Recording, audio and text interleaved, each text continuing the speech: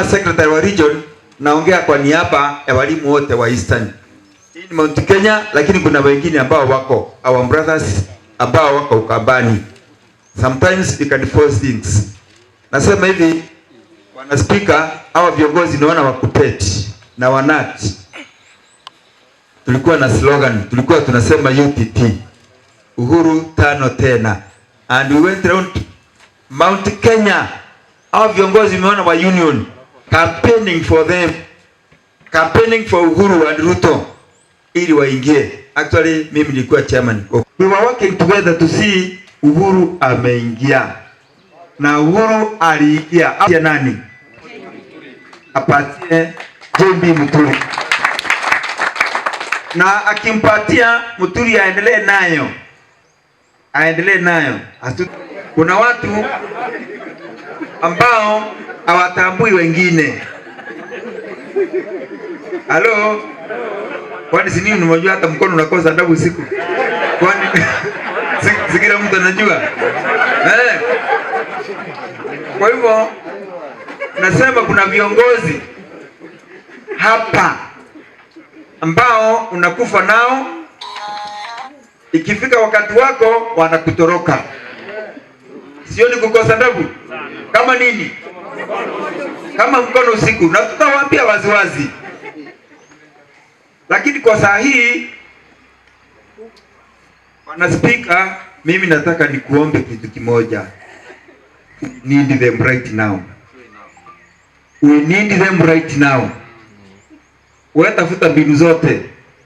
Vile wewe sio mwalimu, ningekuonyesha methodology ya kushikana nao. Because hata kama upendi mtu, you smile.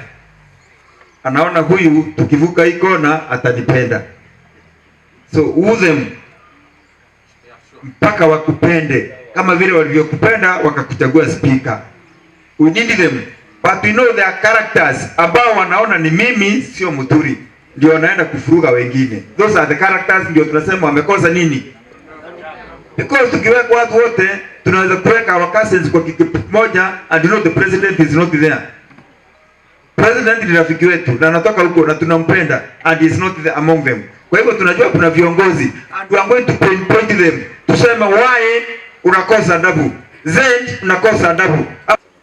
Nilisikia hiyo lugha kwangu nyumbani that we need a party ya Mount Kenya East. Wewe ni waerevu wako ndio utajua whether we need a party or kwanza unatafuta kitu ya kutuleta pamoja before we think a party. Because if you talk about a party, it might divide us further. Ama namna gani? Because hizi nasikia kuna viongozi wetu ambao wanakutana Nyeri. Kwina twatenda kuona kana gegechiarwa ningarera chiere naye na muthuma jwawe. Unasikia anasema hivyo? Na hivyo twetani eronde. Hawataki kuona wengine, lakini akisema ni mtoto wangu ama ni mtoto wa mtoto wangu, basi huyu anafaa. So tunasema Shetani afanye nini? Shetani ashindwe.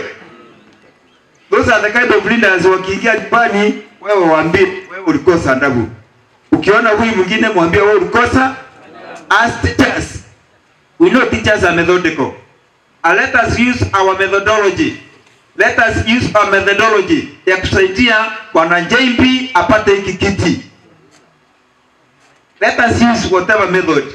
Na kwa sababu ya muda sitaki kusema sana, but let me say, huyu alisema anataka kuwa nani? Waziri. Muruguma anataka kuwa nani?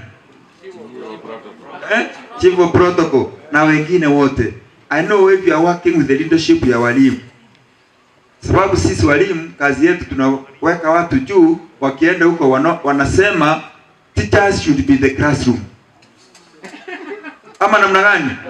Tukiwaweka juu wanasema teachers should be the viongozi wa kanisa wawe kwa kanisa. Na sasa hivi tunaita watu wa BCD.